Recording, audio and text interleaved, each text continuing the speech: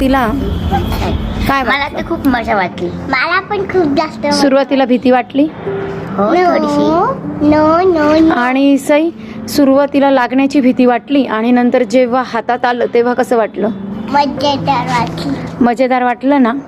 मग असं सगळीकडे असतं. आपल्याला स्टार्टिंगला कुठलीही नवीन गोष्ट चालू करताना भीती वाटते. एकदा त्या भीतीवर तुम्ही मात केली ना की जिंकण्याचा आनंद मिळतो.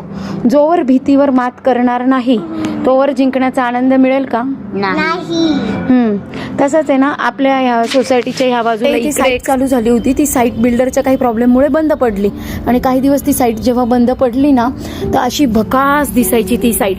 आणि मग आहे ना खाली गाड्या होते, वर साईट होती. काही लोकांनी पटापट विकत घेतल्या आणि नंतर ती साईट बंद पडल्यानंतर काही जणांनी ते गाळे घेणं आणि घर घेणं बंद केलं. आणि ज्यांनी गुंतवणूक केलेली होती त्यांना भीती वाटायला लागली की आपण एवढी मोठी इन्व्हेस्टमेंट केली आता काय. परंतु मग आहे ना त्याच्यानंतर काय झालं, त्या जो बिल्डरच्या भावाने ती सगळी साईट घेतली चालवायला आणि त्यानंतर मात्र हळूहळू ती साईट डेव्हलप झाली आणि ज्यांनी आधी घरं घेतलेले होते त्यांना फायदा झाला. आता खाली तिथे नाही का आपण जाताना भाजी वगैरे घेतो तिथे आलिशान गाळे झाले आणि त्या गाळ्यांच्या किमती खूप वाढल्या. आता जेव्हा ती बंद पडली असेल किंवा ती इन्व्हेस्टमेंट करताना किंवा ज्याची शाश्वती नसेल त्यांनी पुढचा विचार केला. हा वाहता रस्ता आहे असा विचार केला आणि त्यांनी केलेली गुंतवणूक ही त्यांना त्यांच्या भीतीपेक्षा जिंकण्याला त्यांनी महत्त्व दिलं आणि ते जिंकले. म्हणून आज त्यांच्या गाळ्याची त्यांनी घेतलेल्या फ्लॅटची किंमत जास्त आहे. यातनं काय शिकलाय तुम्ही दोघी? भीतीवर मात केली पाहिजे.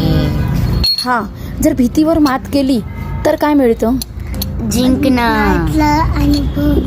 जिंकण्याचा आनंद मिळतो. आणि जर तुम्ही भीतीवर मात नाही करू शकले तर आयुष्य निरस होतं. सकाळी उठा, कामाला जा, एक ठराविक रक्कम मिळवा, खा प्या आणि झोपा.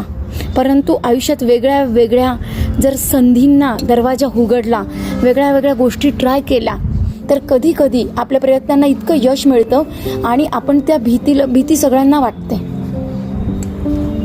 पण त्या भीतीला जो हरवू शकतो ना तो जिंकू शकतो. म्हणजे कृतीने भीतीवर मात केली.